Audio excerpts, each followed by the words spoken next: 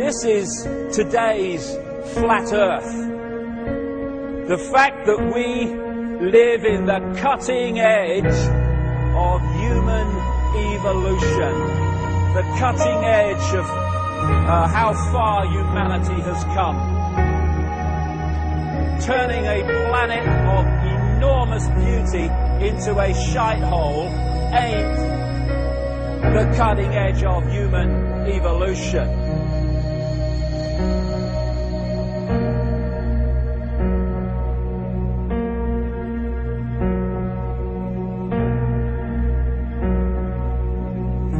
As Michael Elner said, just look at us.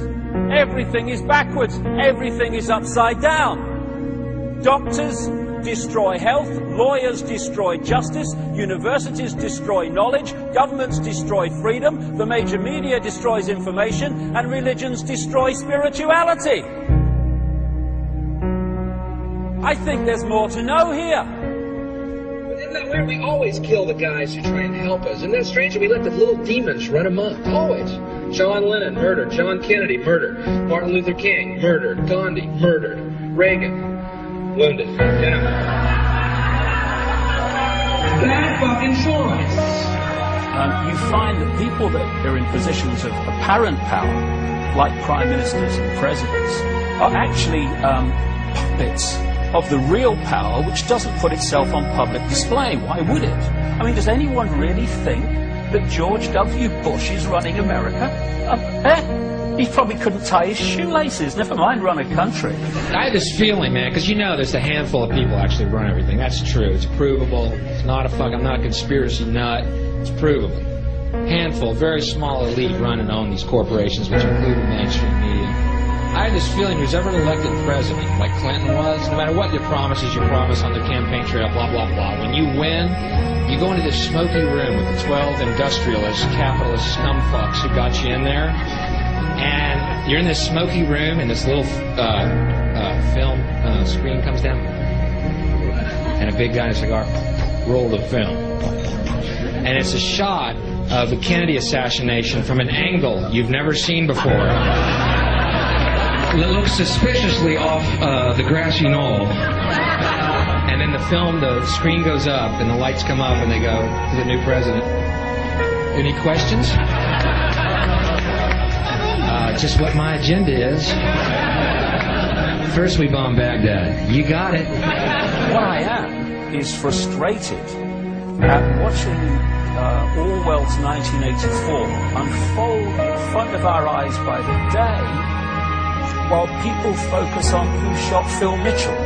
That is frustrating, because my children and your children, thank you, are going to have to live, indeed, in the timescale, so are we, because we're living in it now, when the most basics of freedoms are being taken away.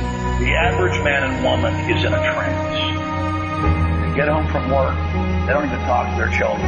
They turn the television on, and they let those corporate messages set the agenda in their lives.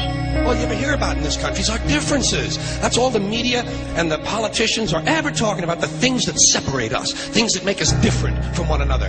That's the way the ruling class operates in any society. They try to divide the rest of the people. They keep the lower and the middle classes fighting with each other so that they, the rich, can run off with all the fucking money.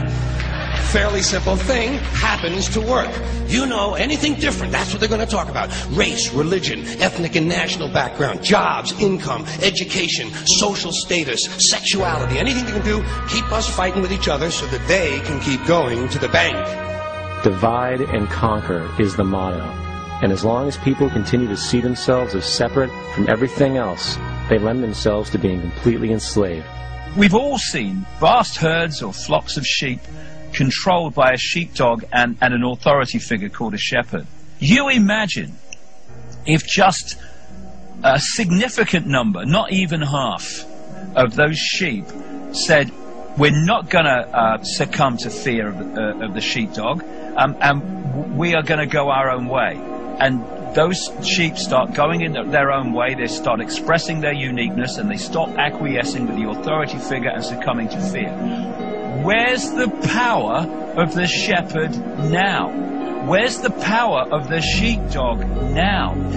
They have no power except in acquiescence by the mass of the sheep to the perceived power that they have. We need to start seeing humanity in these terms very, very quickly. I see these ants do great things.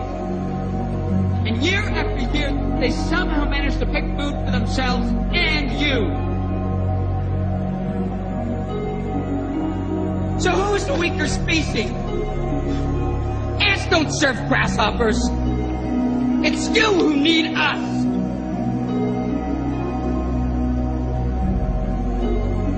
You know, when you go through all these different levels of how we are attacked mentally, emotionally, and physically to suppress us and to hold us in the box, in the bubble, that tells us something about us. People don't realize. Oh, it's negative. No, it's not negative. It's extremely positive, if you want to use those terms, because it's telling us who we really are. The level of suppression on multi-levels, in multi-ways, that they've had to go to and continue to go to hold us in servitude, shows the potential of genius and magnificence that we really are. And that's our natural state. This is the difference between the power of our Creator and anything else, particularly evil. That you can go into a pitch black room full of evil, full of darkness, and light a little candle, and instantly that darkness flees. But you can't do the opposite. You can't go into a well-lit room full of truth and wisdom and righteousness and joy and health and harmony with the universal power. You can't take any amount of darkness and go into that well-lit room and have any effect whatsoever. That is the metaphor which I frequently think of when I think that I'm not empowered. It is the greatest lesson for me, and I think for everybody else, to know that we're on the winning side and that we're winning. Today, a young man on acid realized that all matter is merely energy condensed to a slow vibration, that we are all one consciousness experiencing itself subjectively. There is no such thing as death. Life is only a dream, and we are the imagination of ourselves.